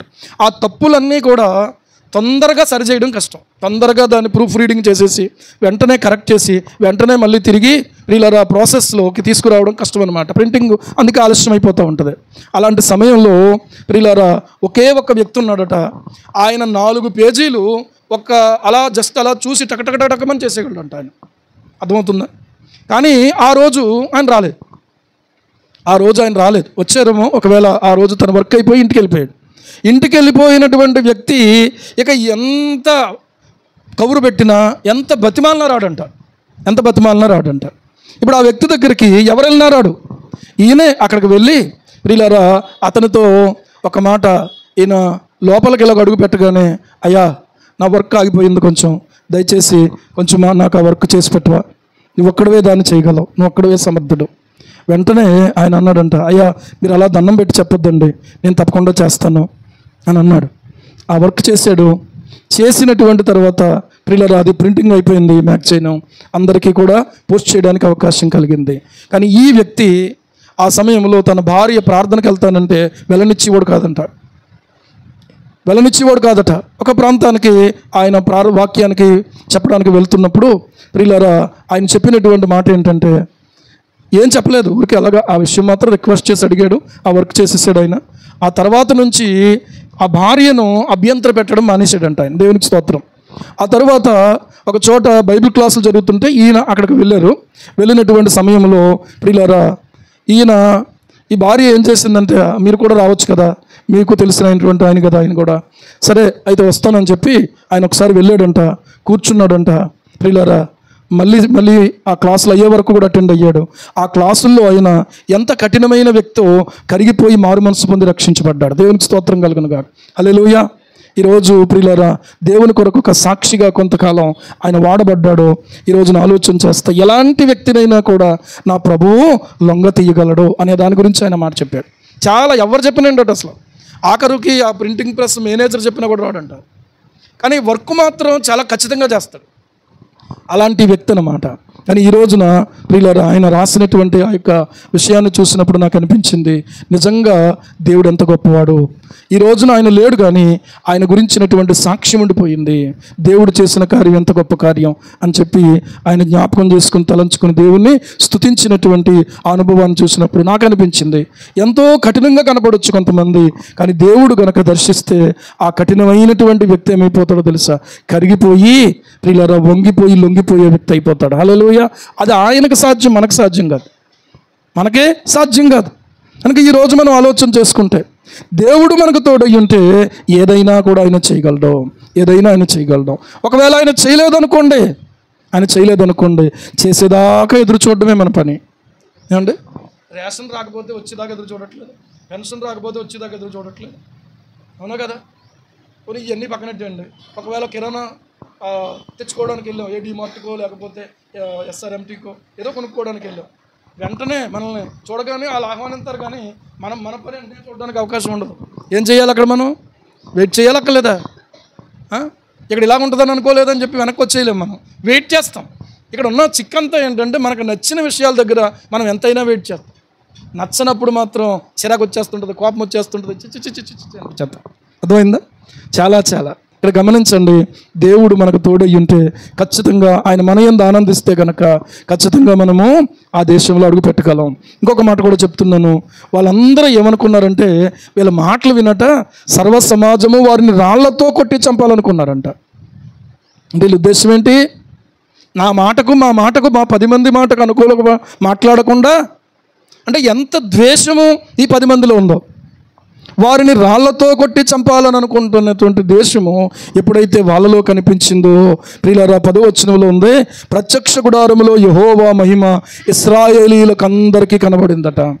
ఇశ్రాయేలీయులు ఇలాగ ఆలోచిస్తున్నారు, ఈ సర్వ సమాజ సంఘం కూడా ఏమండి ఆలోచిస్తూ ఉంటే దేవుని మహిమ కనబడిందట. ఏమండి, కొట్టాలనుకున్న వాడికి పెద్ద టైం ఏం పడుద్ది? ఆలోచించండి ఒకసారి. దేవుడే కనుక అక్కడ ఒకవేళ తన మహిమను కనపరచకపోతే వెంటనే వీళ్ళ రాళ్ళతో కొట్టి చంపేసేవాడు, అనుమానం లేదు ఇందులో. కాబట్టి ప్రియులారా ఆలోచన చెయ్యండి. ఎప్పుడు తన మహిమను కనపరచాలో అప్పుడు తన మహిమను కనపరిచే దేవుడు నీవు నేను ఆరాధించేటువంటి దేవుడు. హల్లెలూయా, హల్లెలూయా. ఆలోచన చెయ్యండి. ఏమంటే ఇది దేవుని ప్రేమ కాదా? ఇది దేవుని యొక్క కరుణ కాదా? ఇది దేవుని యొక్క కృప కాదా? అది చాలదా? మనకే చాలదా? ఆలోచించండి. కీర్తన గ్రంథము 124వ కీర్తన ఒకసారి మనం చూస్తే 124వ కీర్తన ఒకసారి మనం చూస్తే అక్కడ రాయబడుతున్నటువంటి మాట చూడండి. 124వ కీర్తన మనం చూస్తే అక్కడ రాయబడుతున్నటువంటి మాట చూడండి. ఏమంటున్నాడు? మనుష్యులు మన మీదకి లేచినప్పుడు యెహోవా మనకు తోడై ఉండని ఎడల, వారి ఆగ్రహము మన పైన రగులుకున్నప్పుడు యెహోవా మనకు తోడై ఉండని ఎడల, వారు మనలను ప్రాణముతోనే ఎంత టైం పడుతుందండి? మింగివేసి ఉందురు. జీలకర్ర నవ్వులేసినట్టు నవ్వులేదురా, మింగివేసి ఉందురు. మరి ఎందుకు అలా జరగలేదు అని అంటే మన బలం కాదు, మన తెలివి కాదు, మనకున్నటువంటిది ఏదో కాదు, కానీ దేవుడు మనకు తోడై ఉండని ఎడల. హల్లెలూయా. ఈ రోజున ఆలోచన చెయ్యండి ప్రియులారా. అయితే విచారకరమైన వార్త చెప్పనా మీకు? ఈ ఎవరైతే ఆయన మీద తిరుగుబాటు చేశారో, సనుక్కున్నారో, వీళ్ళు ఏమైపోయారు అని అంటే కనానులో వాళ్ళు ప్రవేశించరని చెప్పేశాడు దేవుడు. ఎవరు అడుగు పెడతారు అని అంటే కాలేబు యెహోషువలు ఇద్దరు మాత్రమే అడుగు పెడతారు. ఇందులో విచిత్రం ఏంటంటే మోషే అడుగు పెట్టలేదు, అక్కడ అహరోను కూడా అడుగు పెట్టలేదు. అర్థమవుతుందా? మోషే అడుగు పెట్టలేదు, అహరోను కూడా అడుగు పెట్టలేదు. దేవునికి ముందే తెలిసి విషయం. అయితే ఇక్కడ గమనించాల్సిన విషయం ఏంటంటే వాళ్ళు సనిగి ఆ గొప్ప భాగ్యాన్ని పోగొట్టుకున్నారు. వీరు దేవునిలో ప్రియులారా నిలబడి ఆ భాగ్యాన్ని సంపాదించుకున్నారు. సనిగి పోగొట్టుకున్నా మనం అంతే. ఏమండి? ఒకవేళ ప్రియులారా స్తుతించి స్వతంత్రించుకున్నా మనం మన ఇష్టమే. ఏది మంచిదంటారో మీరు ఆలోచించుకోండి. ఏమండి? యేసుని స్తుతించువారు నిత్య జీవము పొందెదరు. ఏమండి? స్తుతించే వారికి నిత్య జీవం, సనిగిన వారికి లేదు. కనుక సనుగుడు అనేటువంటిది ప్రియులారా ఎంత నష్టం కలిగిస్తుందో ఎవరి మటుకు వారమే మనం చూసుకున్నాం. ప్రభువా మీ రక్తదారులతో కడగండి. సనుక్కున్నప్పుడు మనుషులకు తెలియదు, అర్థమవుతుందా? కానీ దేవునికి తెలుసు. సనుక్కున్నప్పుడు మనుషులు గుర్తించలేరు, కానీ దేవుడు తెలుసు. సనుగులు వినేటువంటి వాడుగా ఆయన వాక్యం మీరు చూస్తే యాకోబు రాసినటువంటి పత్రిక అనుకుంటా, యాకోబు రాసిన పత్రిక 5వ అధ్యాయము 5వ అధ్యాయము చూడండి, 8వ వచనం. ప్రభువు రాక సమీపించుచున్నది కనుక మీరును ఓపిక కలిగి ఉండుడి, మీ హృదయములను స్థిరపరచుకొనుడి. సహోదరులారా, మీరు తీర్పు పొందకుండా నిమిత్తము ఒకని మీద ఒకడు ఏం చేయకండి, సనగకండి. ఇదిగో న్యాయాధిపతి వాకిట నిలిచి ఉన్నాడు. ఏమండి? నేను మీరందరూ సనుగుతున్నారు అంటలేదు, మీరందరూ స్తుతించట్లేదు, కానీ కొంత సనుగులు కూడా మనలో ఉంది. ఎప్పుడైతే ప్రియులారా విశ్వాసంలో బలహీనమవుతాం, మనం సనుగుతాం.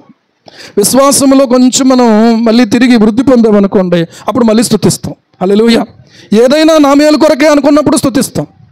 నాకే ఇలా జరిగింది అనుకున్నప్పుడు మనం సనుగుతాం. ఈ రెండే కారణాలు. అర్థమవుతుందా? మనం పాడతాం కదా, అంతా నా మేలుకే ఆరాధన యేసుకే. ఏంటా పాట? అండి, నేనెల్లప్పుడూ యెహోవాను సన్నుతింతును, నిత్యము ఆయన కీర్తి నా నోట నుండును. నెల్లప్పుడూ యెహోవాను సన్నుతింతును, నిత్యము ఆయన కీర్తి నా నోట నుండును. అంతా నా మేలుకే ఆరాధన యేసుకే, అంతా నా మంచికే, తన చిత్తమునకు తల వంచితే ఆరాధనాపను స్తుతించుట మానను, ఆరాధనాపను స్తుతించుట మానను. హల్లెలూయా. ఇలాంటి వారిని మనం చూసాం. ప్రియులారా, ఈ రోజున ఆలోచన చేస్తే ఆరాధన ఆపను. ఎందుకంటే అంతా నా మంచికే, నా దేవుడు ఏం చేసినా నా మంచికే. ఒకవేళ ఇప్పుడు నాకు అది అర్థం కాకపోవచ్చు, కానీ దాంట్లో ఉన్నటువంటి మేలు తగిన కాలంలో నేను అర్థం చేసుకోగలుగుతాను. కానీ అర్థం కాకపోయినంతలో ఏమండి మనం ఏం చేస్తున్నామో పిల్లలకన్నీ అర్థం అవ్వవు. కానీ పిల్లలు ఏం చేస్తారు? మనల్ని ప్రేమిస్తారు, మనల్ని వెంబడిస్తారు, మనల్ని నమ్ముతారు. దేవునికి స్తోత్రం, అవునా కదా? కానీ మనం దేవుని వైపుగా ఆలోచన చేసుకున్నాం. దేవుడు ఏం చేస్తున్నాడో అర్థం కావట్లేదు, కానీ నా మంచిగా దేవుడు అన్నీ చేస్తున్నాడు అనుకున్నప్పుడు స్తుతించకుండా ఎలాగ ఉండగలం చెప్పండి? సనుక్కుంటాం అప్పుడు సనుక్కుంటామా? లేదు. ఎవరేమన్నా కూడా సనుక్కో. ఎవరేమన్నా కూడా ఏది ప్రియులారా ఏ పరిస్థితి అయినా కూడా సనుక్కోము. కానీ ఇక్కడ మీరు గమనించండి, కొన్నిసార్లు సనుగుడికి కారణం ఏంటంటే మన శరీరమే కారణం. కొన్నిసార్లు సనుగుడుకు కారణం ఏంటంటే మన చుట్టూ ఉన్న లోకమే కారణం. కొన్నిసార్లు సనుగుడుకు కారణం ఏంటంటే అపవాది మనల్ని ప్రేరేపించడమే కారణం. ఏమండి, ఈరోజు మనం ఆలోచన చేద్దాం. మన జీవితాల్లో ఎవరి మీద సనుగుతున్నావా? దేవుని మీద సనుగుతున్నావా? సేవకుల మీద సనుగుతున్నావా? విశ్వాసుల మీద సనుగుతున్నావా? కొంతమంది సేవకుడిని మనకపోయిన విశ్వాసులు సహోదరుల మీద ప్రియులారా కొంచెం ఏమండి సనుగుతూ ఉంటారు. నేను ఒక మాట చెప్తాను, ఎవరి మీద సనిగినా కూడా సనగడం వల్ల ఏమీ సాధించలేము. మనం సనగడం వల్ల ఏమన్నా సాధించగలమా? సాధించలేము. ఏమండి, స్తుతిస్తే సాధించగలుగుతాం. హల్లెలూయా. స్తుతించడానికి మనం అలవాటు చేసుకున్నాం.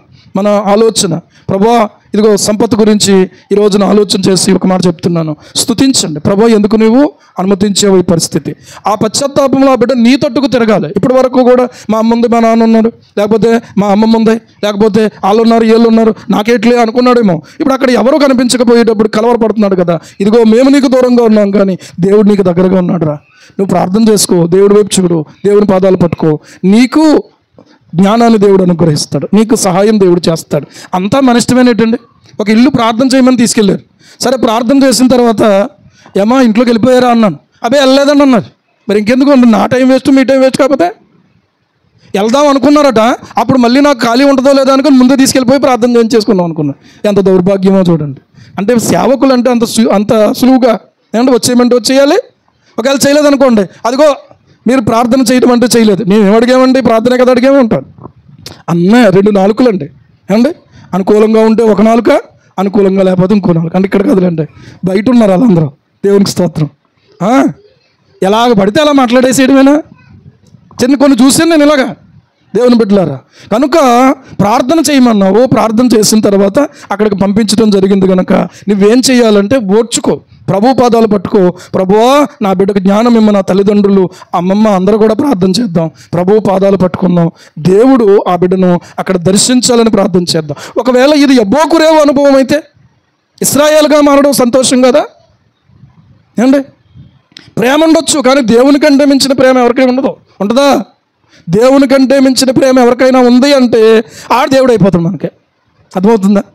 దేవుని కంటే మించిన ప్రేమ ఎవరికి ఉంటుందండి? శాశ్వతమైన ప్రేమతో నేను నిన్ను ప్రేమించుచున్నాను కనుక విడువక నీ ఎడల ఏం చేస్తున్నాను తెలుసా, కృప చూపుతున్నాను అన్నాడు. మరొక మాట చెప్పిన, సనుగుడు అనేది అంత పెద్ద పాపముగా ఒకవేళ ప్రియులారా మనకు కనబడకపోవచ్చు, కానీ అది పాపమే. ఏంటో చెప్పిన, అది పాపమే. ఎందుకంటే దేవుడు ఏమంటున్నాడు, సనుగకుడి అన్నాడు కదా, వ్యభిచరించకుడి అన్నాడు కదా, నరహత్య చేయొద్దు అన్నాడు కదా. చేయొద్దు అన్న పని చేయడమే పాపం. ప్రియులారా చెయ్యమని చెప్పినటువంటిది చేయకపోతే పాపం. ఈరోజు మన జీవితాల్లో, మన బ్రతుకుల్లో మనం ఆలోచన చేసుకున్నాం. పాపము ప్రియులారా చిన్నదైనా కూడా అది పెద్ద నష్టాన్ని కలిగిస్తుంది. ఆ తర్వాత మీరు ఆ వాక్యాన్ని చదివితే ఆ సంఖ్యాకాండములోనే ఏమంటే తెగులు చేత వారిలో చాలామంది సంహరించబడ్డారు. తెగులు చేత సంహరించబడ్డారు. అంత మన ఇష్టమేనా? దేవుడు చేయగలడు, దేవుడు ఇస్తానన్నాడు. ఆయన ఇవ్వగలిగినటువంటి దాన్ని ఇవ్వలేడన్నంత అవిశ్వాసంలోనికి వెళ్ళిపోయారు. చుట్టూ ఉన్నటువంటి సమాజాన్ని అంతా తీసుకెళ్ళిపోయారు. ఇది చిన్న నష్టం అనుకున్నారా? ఎవడైనాను దేవుని ఆలయాన్ని పాడు చేస్తేనట దేవుడు వాణిని పాడు చేయనుంది. అర్థమవుతుందా? దేవుని ఆలయం అంటే ఏమంటే, దేవుని ఆలయం అంటే సంఘం. సంఘాన్ని ఎవడైనా పాడు చేస్తే దేవుడు వాణి పాడు చేస్తాడంటే. చాలా జాగ్రత్తగా ఉండాలి మనం. నీ నోరు జాగ్రత్తగా కాపాడుకోవాలి, నీ విశ్వాసం జాగ్రత్తగా కాపాడుకోవాలి. మరొకరిని పురుకొల్పేలాగా ఉండాలి, కానీ మరొకరిని తప్పించేలాగా ఉన్నావా, తప్పుకు మళ్ళీ తిరిగి ప్రియులారా పనిష్మెంట్ ఖచ్చితంగా దేవుడు ఇస్తాడు. జాగ్రత్తగా మనం ఆలోచించుకోవాలి. అందుకని దిద్దుబాటుకో దేవుడు మనకిచ్చాడు, సమయం దేవుడు మనకిచ్చాడు. ఈ వాక్యం ద్వారా దేవుడు నాతో ఉదయకాలం ప్రియులారా ప్రభువు నాకు ఇచ్చినటువంటి తలంపులను బట్టి నేను ఈ ఉదయకాలం మీతో ఈ మాటలు చెప్తా ఉన్నాను. ఎవరికి ఈ మాటలు అవసరమో అందరికీ అవసరమే. ఎందుకంటే కొన్నిసార్లు విశ్వాసంతో ఉంటాం, కొన్నిసార్లు అల్ప విశ్వాసంతో ఉంటాం, కొన్నిసార్లు మొత్తానికి అవిశ్వాసంతో ఉంటాం. ఈ రెండు మంచివి కాదు, ఒకటే మంచిది. విశ్వాసం మంచిది. దేవునికి స్తోత్రం. హల్లెలూయా. అవిశ్వాసం మంచిది కాదు, అల్ప విశ్వాసం మంచిది కాదు. దయచేసి ప్రభు పాదాలు పట్టుకుందాం, ప్రభు వైపు చూద్దాము. ప్రియులారా దేన్ని ఆధారం చేసుకుని ఉండాలి మన విశ్వాసం? దేవుని శక్తిని ఆధారం చేసుకుని ఉండాలి. ప్రభు పాదాలు పట్టుకుందాం. ఎవరినైనా సంపాదించకపోతే పోయావు, కానీ ఒకరిని పోగొట్టడానికి మాత్రం ఎవరు పని చేయొద్దు, ఎవరు ఆలోచించొద్దు. ఒక ఆత్మ ఎంత విలువైందో. ఒకడు సర్వలోకము సంపాదించుకుని వాని ప్రాణం పోగొట్టుకుంటే వాడికి ఏం ప్రయోజనం? ఒకసారి అసలు ఈరోజు ఆలోచన చెయ్యండి. మనం ఆలోచన చేసుకుంటే ప్రియులారా, ప్రభు పాదాల దగ్గర మన జీవితాలను మనము ఒకసారి సమర్పించుకుందాం. నువ్వు సమర్పించుకుంటావా, దేవుడు నీ కొరకు ఏదైనా చేయగలడు. దేవుడు నిన్ను ఏ స్థితిలోనైనా నిన్ను లేవనెత్తగలడు. హల్లెలూయా. అంతా మన మంచిగా చేస్తున్నప్పుడు ఇతరులను చూసి నీ జీవితాన్ని పోల్చుకుని నువ్వే మాత్రం కూడా సనుక్కోవద్దాం. దయచేసి ప్రభు వైపు చూద్దాం. ఆయన అంతా నీ మంచిగా చేస్తాడు. ఏమండి, అంత మంచిగా మనకి ఆయన చేస్తున్నాడు అనే విషయం గమనించుకుందాం. ఏది ఎందుకు జరుగుతుందో మనకైతే తెలియదు. ప్రభువా, నేను అపార్థం చేసుకున్నందుకు క్షమించమని అడుగుదాం. నేను అపార్థం చేసుకున్నాను, నన్ను క్షమించునైనా అడుగుదాం. ప్రభువా, నేను సనుక్కున్నాను, నన్ను క్షమించునైనా అడుగుదాం. నేను మా ప్రభువానికి మాట ఇచ్చాను కానీ తప్పిపోయాను నైనా అడుగుదాం. ఒకవేళ ప్రభువా, నా వలన, నా మాటల వల్ల ఎవరైనా ఒకవేళ నైనా బలహీనపడి ఉంటే దయతో నన్ను క్షమించునైనా అడుగుదాం.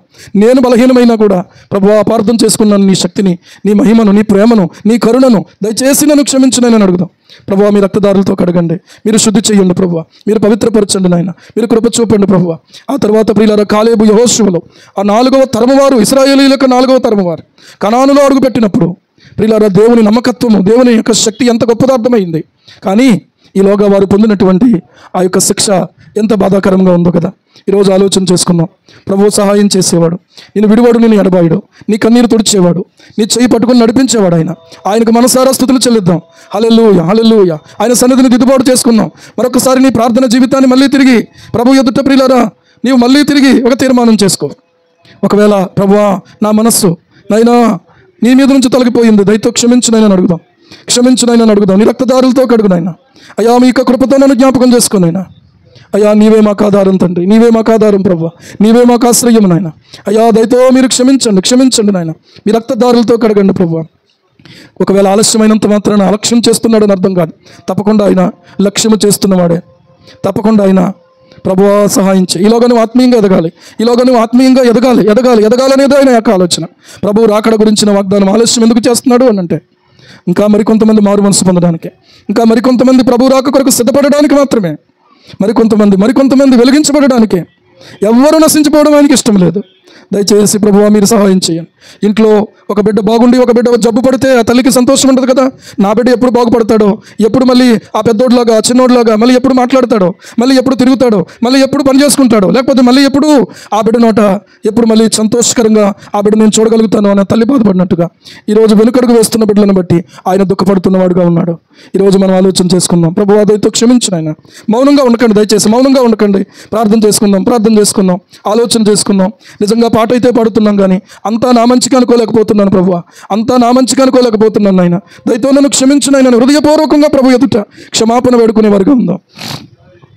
నేనెల్లప్పుడూ యెహోవాను సన్నుతింతును, నిత్యము ఆయన కీర్తి నా నోట నుండును. నేనెల్లప్పుడూ యెహోవాను సన్నుతింతును, నిత్యము ఆయన కీర్తి నా నోట నుండును. అంతా నా మేలుకే ఆరాధన యేసుకే, అంతా నా మంచికే తన చిత్తమునకు తల వంచితే. ఆ చిత్తానికి తల వంచితే అన్న దగ్గరే ఈరోజు మనం వంచలేకపోతున్నాం. దయతో క్షమించు ప్రభు అని అడుగుదాం. దయతో క్షమించు ప్రభు. అర్థం కాని విషయాల దగ్గర తల వంచలేకపోతున్నాం ప్రభు. పోల్చుకుని నిరాశపడిపోతున్న వారిగా ఉన్నామేమో. దయతో మీరు క్షమించండి ప్రభు. మేము ఎదగవలసిన ఆత్మీయతకు ఎదగలేకపోతున్నాం. దేవా, నాకే ఎందుకు ఇలా జరగాలనుకునే స్థితిలోనే ఉండిపోతున్నాం. కానీ నాకు ఏమైనా పర్లేదు, నా ప్రభు నాకు తోడున్నాడని ధైర్యంగా నిలబడలేకపోతున్నాం ప్రభు. దయతో మీరు క్షమించండి నాయన. కొన్ని విషయాల దగ్గర మా బలం సరిపోవట్లేదయ్యా. కొన్ని పరిస్థితుల దగ్గర మా తండ్రి మా యొక్క ప్రార్థన జీవితం సరిపోవట్లేదయ్యా. దేవా, మేమంతగా నీ వాక్యం మీద ఆనుకోలేకపోతున్నాం. నీ ఆత్మను దుఃఖపరిచేవారిగా వానిగా నేను ఉండిపోకుండా నాకు సహాయం చేయి ప్రభు. ఈ సేవలో వెనుకడుగు వేయకుండా తండ్రి నాకు సహాయం చేయి ప్రభు. నీకు ప్రీతికరమైన సేవ చేయడానికి సహాయం చేయి ప్రభు. ఆత్మరక్షణ పొందుకోవడానికి మనం ఆయన దగ్గరకు వచ్చాం. ఆత్మలను సంపాదించడానికి మళ్ళీ మనం బయటికి వెళ్ళాలి. ప్రియులారా, శిష్యులుగా చేయబడ్డానికి మనం ఆయన దగ్గరకు వచ్చాం. అనేకులను శిష్యులుగా చేయటానికి మనం లోకంలోకి వెళ్ళాలి. ఈ రెండు పనుల్లో మనం ఉంటే ఆయన ఎప్పుడూ మనకు తోడుగానే ఉంటాడని ఒక బైబిల్ పండితుడు మాట చెప్పారు. ఈరోజు ఆలోచన చేసుకుందాం. మత్తయి సువార్త 11వ అధ్యాయం 28వ వచనం దగ్గర, 28, 19వ వచనం దగ్గర ఆయన మనతో ఉన్నాడు. ఈరోజు మన జీవితాలు విడిచిపెట్టలేదు ఆయన. ఏదో చిన్న బాధ కలిగింది కావచ్చు, ఏదో సమస్య కావచ్చు, ఏదో ఇబ్బంది కావచ్చు, ఏదో ఇప్పుడు ఉన్న పరిస్థితుల్లో చుట్టుముట్టినట్టుగా కనబడవచ్చు. గత 17వ తారీఖులో ఒక సేవకుడు మన దగ్గరికి వచ్చారు బెంగళూరు నుంచి. ఆయన చెప్పారు, ఒక క్లిష్టమైన పరిస్థితుల్లో అడవిలో ఆ యొక్క నదీ ప్రవాహంలో మునిగిపోయినప్పుడు లేదా వర్షంలో తడిసిపోయి మొత్తం అన్నీ కూడా తడిసిపోయిన పరిస్థితుల్లో బయటకు వచ్చి ఆ బట్టలన్నీ పిండుకొని పిల్లరా ఆ అర్ధరాత్రి సమయంలో ఒక చెట్టు కింద నివాసం ఏర్పాటు చేసుకుని, అంటే అక్కడ ఉన్న పరకలన్నీ పరుచుకొని దాని మీద లుంగి పంచి వేసుకుని ఒక సమయంలో ప్రియులరా పడుకున్నటువంటి సమయంలో తెల్లవారుతున్న సమయంలో లేచి చూసేటప్పటికి ఆయన చుట్టూ 20 అడవి పందులు ఉన్నాయంట. 20 అడవి పందులు ఉన్నాయి. ఆయన ఏవైనా చేయొచ్చు, కానీ లేచి వెంటనే ఒక రాయి తీసుకుని వాటిని గద్దించగా అవి పారిపోయినాయి. వాటి నుంచి దేవుడు నన్ను విడిపించాడు అని చెప్పాడు ఆ సేవకుడు. చుట్టుముట్టిన పరిస్థితులను తప్పకుండా ఏదో అయిపోతుందని అనుకునే పరిస్థితుల్లోకి వెళ్లకుండా ప్రభువు నాకు తోడై ఉన్నాడు, ఏదీ నన్ను ఏమి చేయలేదని ధైర్యంగా నిలబడగలిగే వారిగా మనం ఉండడానికి ప్రభువు మనకు సహాయం చేయనుగాక. ప్రార్థన చేసుకుందాం. ప్రభువా నన్ను జ్ఞాపకం చేసుకో. ఎంత ధైర్యం, ఎంత నిరీక్షణ, ఎంత విశ్వాసం నాకు అవసరమో అంతా నాకు నీవే దయచేయి ప్రభు అని అడుగుదాం. చేతులెత్తుదాం ప్రభు పాదాల దగ్గర. ప్రభువా దయచేసి నీవు నాకు సహాయం చేయి నాయన. నీవు తప్ప నాకు వేరే దిక్కు లేదు ప్రభువా. నీవు తప్ప నాకు వేరే ఆశ్రయం లేదు నాయన. నీవు తప్ప నాకు వేరే ధైర్యం లేదు ప్రభువా. నీవే నాకు ఆధారమని చేతులెత్తిన నీ బిడ్డలందరినీ జ్ఞాపకం చేసుకునండి. మీరు బలపరచండి ప్రభువా. ఈ సమయంలో మా కొరకు అప్పగించుకున్నటువంటి నీవు సిలువ మీద మా కొరకు ప్రభువా నలగొట్టబడిన నీ యొక్క శరీరముగా ఈ రొట్టెను మార్చి మాకు ఇవ్వండి ప్రభువా. మా కొరకు అప్పగించుకున్నావు, నీ నిమిత్తం మిమ్మల్ని మేము అప్పగించుకుంటున్నాం. నీ జీవం మాలో సమృద్ధిగా ప్రవహింప చేయండి. యేసయ్య నామములో నైనా నీ శరీరముగా ఈ రొట్టెను మార్చినావని నమ్మి స్తుతిస్తూ ప్రార్థించి స్తుతించి అడిగి పొంది ఉన్నాము తండ్రి. ఆమేన్.